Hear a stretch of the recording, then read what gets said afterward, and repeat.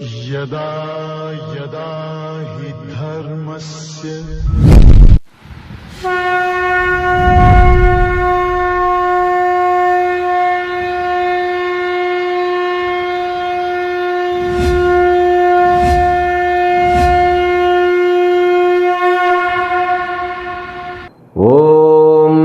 ब्रह्मादिभ्यो ब्रह्म विद्या संप्रदाय कर्तृभ्यो वंशऋषभ्यो महद्भ्यो नमो गुरुभ्यः सर्वोपप्लवरहित प्रज्ञान घन प्रत्यगर्थो ब्रह्माहमस्मि सोहमस्मि ब्रह्माहमस्मि।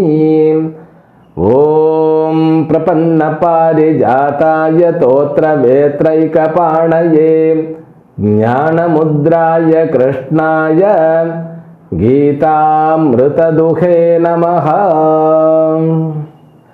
Om Namo Venkateshaya. My best wishes and Paripurna Ashirvadams to all the viewers of Shri Venkateshwara Bhakti channel. May the Almighty Shri Lord Venkateshwara bestow all kinds of prosperity, health, wealth and eternal happiness with a Paripurna Lakshmi Katakshams to you and the entire your family members. Let us begin Bhagavad Gita, verse number 16 of 11th chapter. Arjuna Uvacha Aneka Bahudara Vaktranetram Pashyami Tvam Sarvatonanta Rupam Nantanna Madhyanna Punastavadim Pashyami Vishveshvara Vishvarupa. From verse number 15 to 22nd, Arjuna is just expressing the experience of Lord Krishna as the Vishvarupa in a Saumya form. Saumya means in a beautiful form, the pleasant form of Lord Ishvara. In the first 15th verse itself, the expression from Arjuna that we could feel, it's something different. See, when you are very emotional, at that time your mouth, it has got a different kinds of expression, because the normal voice will go away, the normal sentence that also it loses to. Sometimes, because of the emotional attitude or the condition, you may have proper expression, you can even present properly. That presentation, it depends on the attitude, the condition of the mind. Now here, he doesn't have the control over his mouth, but though he doesn't have the control, but he is expressing properly.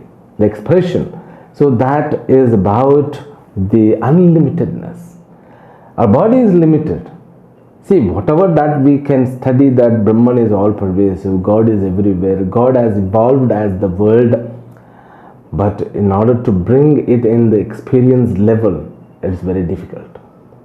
And especially this 11th chapter is a kind of unique chapter, that which deals about the expression and experience of three people.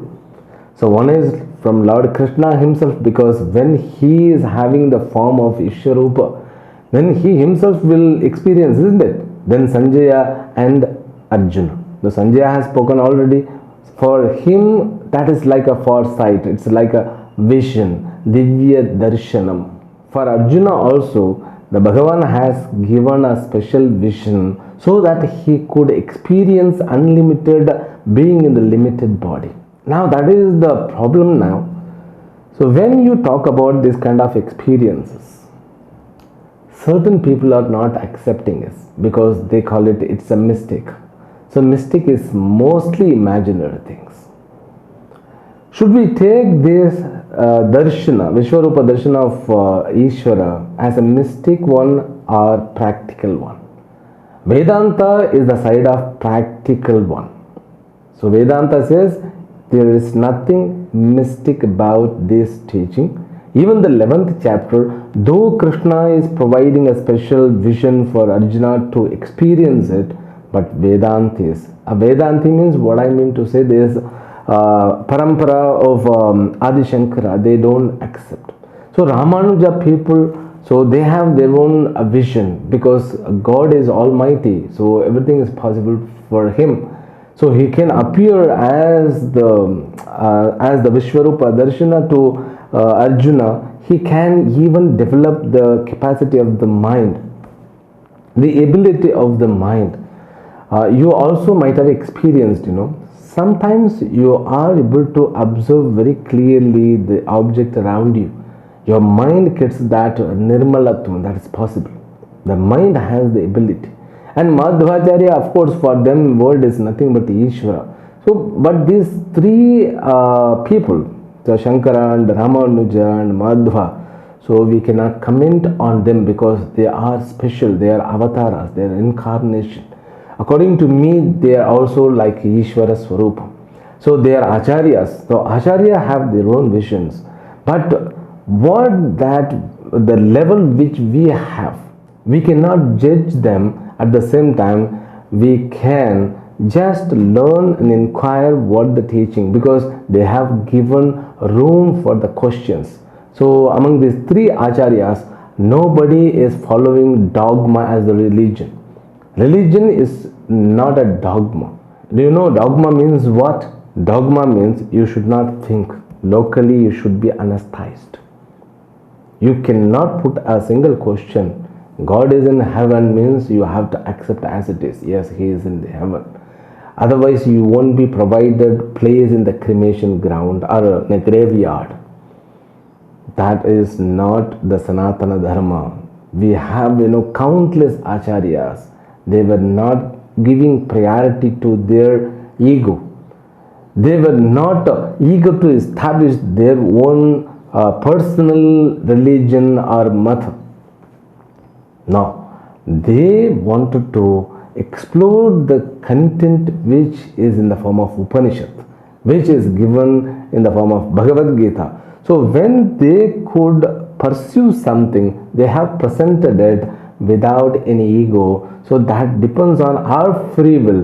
We can take it or we can reject it, or we can just study them and try to experience what the teaching says. Now here, so you can take in mistake way, but you should not get addicted to the mistake aspects, because many people, they think spiritual means mistake. One person came to me and asked, Swamiji, so give me some mantra so that I can use that mantra to defeat my all enemies in my business. And I said, I'm not that kind of Swamiji, So this is not that way, the path. This is only to study Shastra and to be explored to the Shastra. It is not to change and to rule the nation. You need not to try for it. Then he went away because according to him, I'm not that kind of Swamiji. The Swamiji means they should have a special power to fly, to go and live underneath the earth.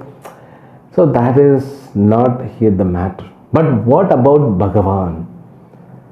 So my personal opinion is, just if you have the experience, you can feel the mystic of Bhagavan Krishna. I don't deny their side. So Bhagavan means he is a wonder. Why can't he be mystic? A human being cannot be mystic, or it's not possible to be a mystic person. But Bhagavan is mystic. Whether people say it's imaginated one or not, doesn't matter. So Bhagavan means what? It's like a Ishvaratvam. So you have given this chapter not in the beginning. After completing 10 chapters, you have been given this chapter. This is a complete expression of a person who experienced Ishvara.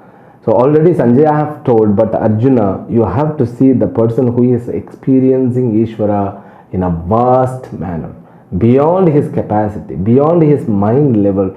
That's what the expression. That expression, see, whatever the word came through his mind, he was not a teacher. He was a warrior. So warrior need not to have the capacity to provide the proper language. But Vyasa made it a very beautiful language, even though Arjuna was a Kshatriya who was experiencing unlimited in the limited body. That's what our understanding. When we study the 15th verse, that 15th verse it seems to be he has understood this Brahma, Vishnu, Shiva, because we study Brahma is somebody who is taking care of Srishti Karya, and Vishnu who sustains the world, and Shiva who is taking care of all this Laya Karya, means Samhara Karya. But for him, first time in his life, he is able to see 3 in 1. 3 in 1 means what? 3 kinds of all jobs. He could find only one source. It has appeared as, they have appeared as 3 sources. Now he is not able to feel the difference between this Brahma and Vishnu, Vishnu and Shiva. So among them there is identity. The equation had taken place. Brahmanam, Isham, Kamalasanastham. Not only that, all the rishis who were having a kind of tapasic life, the life which is endowed with tapas, ascetic people, and Sarvan Uragam Shadirvyan, all the creatures he is able to see in God. The experience, see, wherever you go in the world, you have to experience world through your eyes, through your ears, through sense organs, and with one mind. No choice at all. Now he has got the mind. So the world which is experienced by us itself, the experience of mind alone. A world, wherever you go, you just experiencing with your small mind. Because of the anugraha of Lord Krishna, Arjuna got the opportunity to experience unlimited with a limited mind. And verse number 16, it shows that, see, Nantam na madhyam na punastavadim. So now he has explained how to experience unlimited into limited. That is to accept that I am limited, this unlimited cannot be understood by me. So when something you experience that is beyond your capacity, then you accept your ignorance, you accept your limitedness. That's what is happening. So the limitations is being accepted by Arjuna. That's what we could see. So I don't see your end, I don't see your beginning, I don't see your, even though I'm not able to understand how you exist now. The world comes and goes, in between it does exist. Now Arjuna is able to accept his level of understanding. I am not having that much completeness, that adequacy enough, that adequate enough to understand Ishvara is not there. That's what the acceptance got by Arjuna. Do you understand what I say? So the people who always wants to prove there is Ishvara, they are not accepting. The ego is preventing them to accept the fact. They are not accepting God. It seems to be like that, but they are not accepting their limitation. They should have the acceptance, or they should accept, yes, I am limited. This unlimited God cannot be experienced by me, but I can have one thing, I can understand. This understanding will help me to experience and explore the God. You cannot, precise or bring God into the limited form.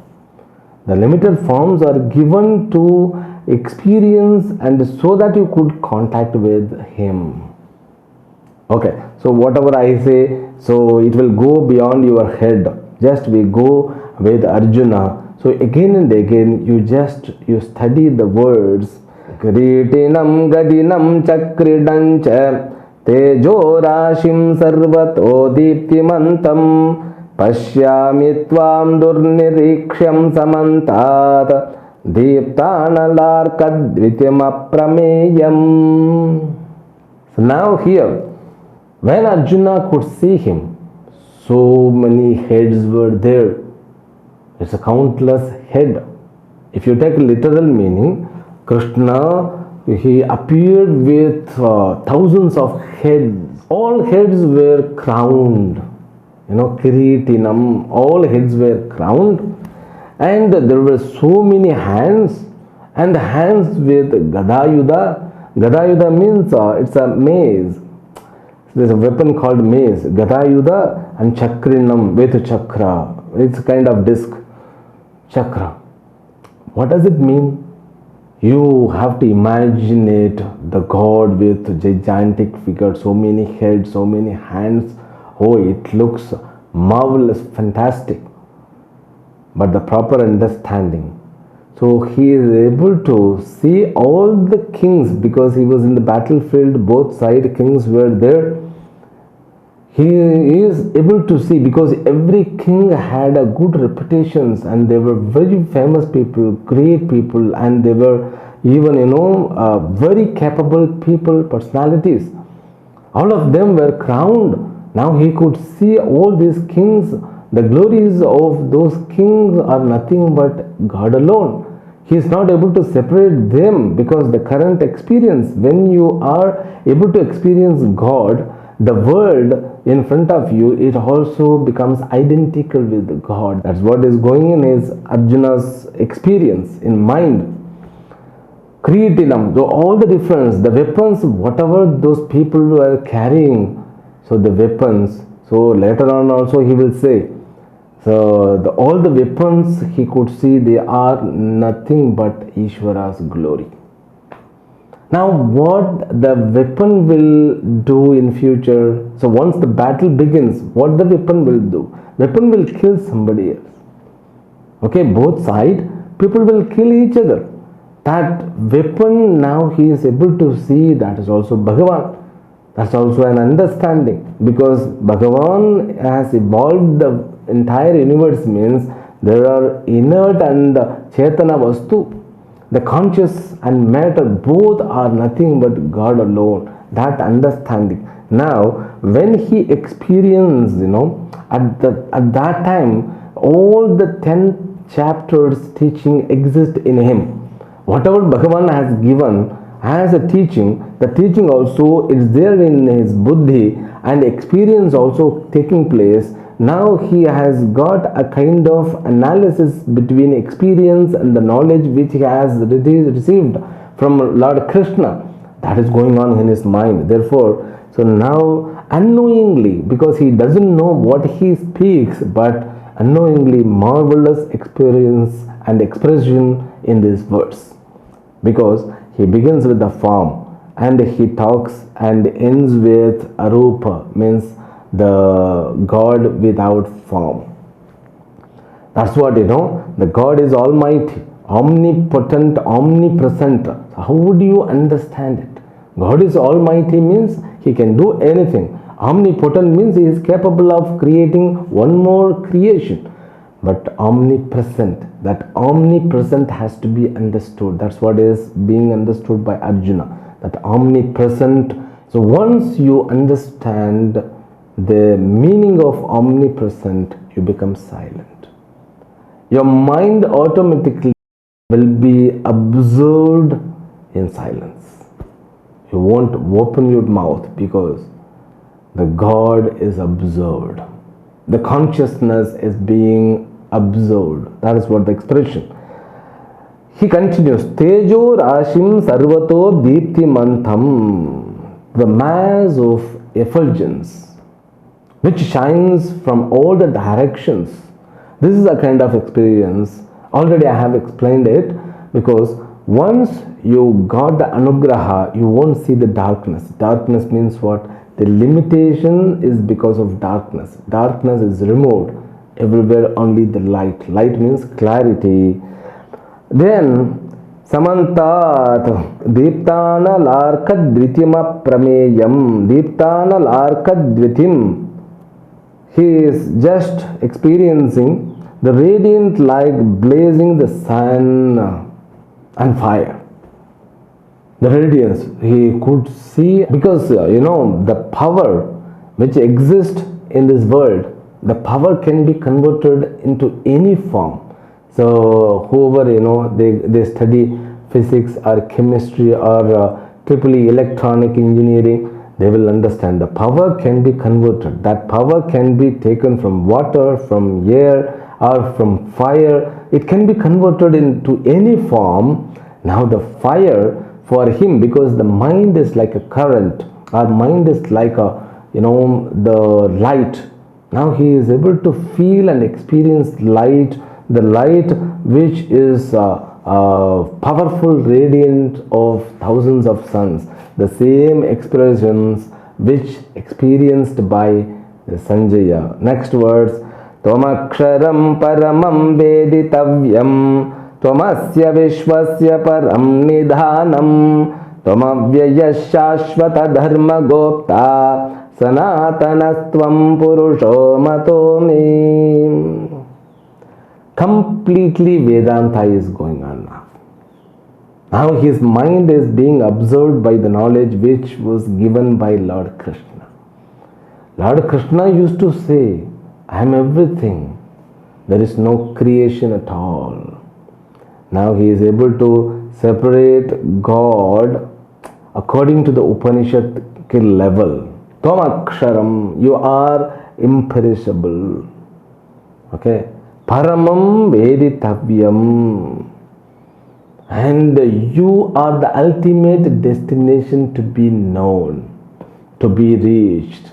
That's what to be known and to be reached by the word Tvam param vishwasya param nidhanam. Tvam asya vishwasya param nidhanam. You are the abode, you are the destination, proper destination. So you are the place where one should reach. You are everything. Now this is the expression of a bhakta.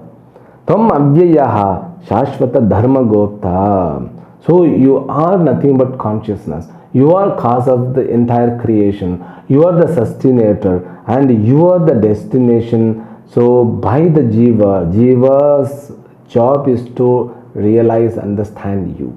So the God darshanam is the final destination of a bhakt. So after that his life becomes meaningful. He doesn't think beyond. For him the God is the final destination. That's what now he connects with that.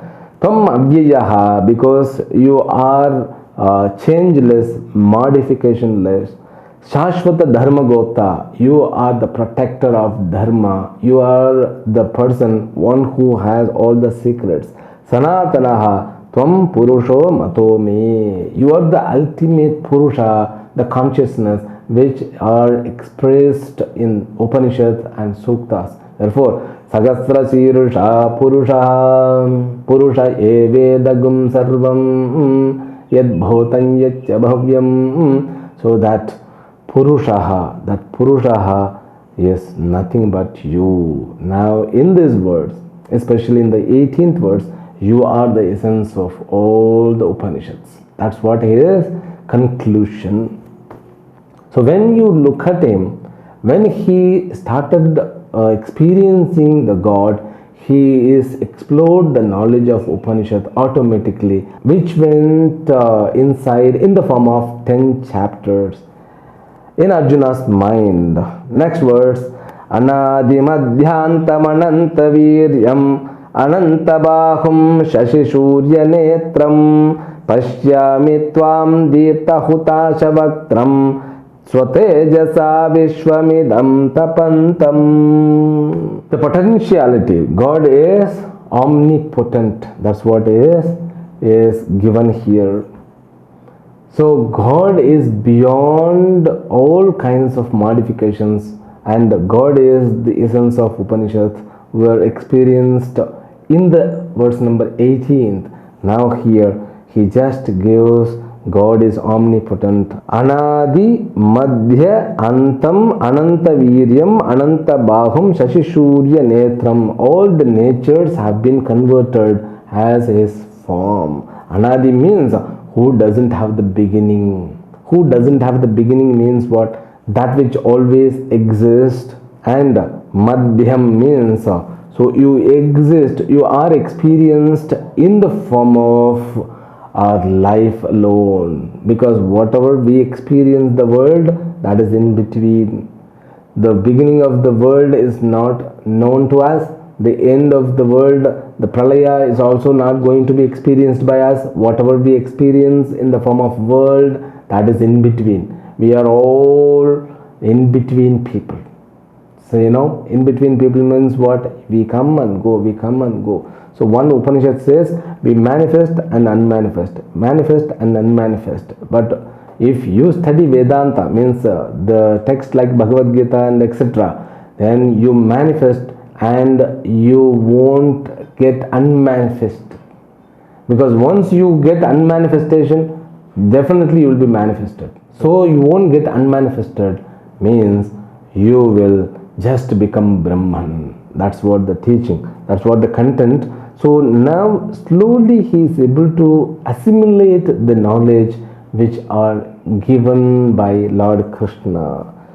Ananta Viryam, there is no limitation for your strength. Ananta Bahum, so who has got lots of hands means what? So whatever the hands are there in this world, so with a human being or with animals, animals also have got the hands, because monkey has the hand. Even kangaroos in Australia, they also use the front legs as the hand.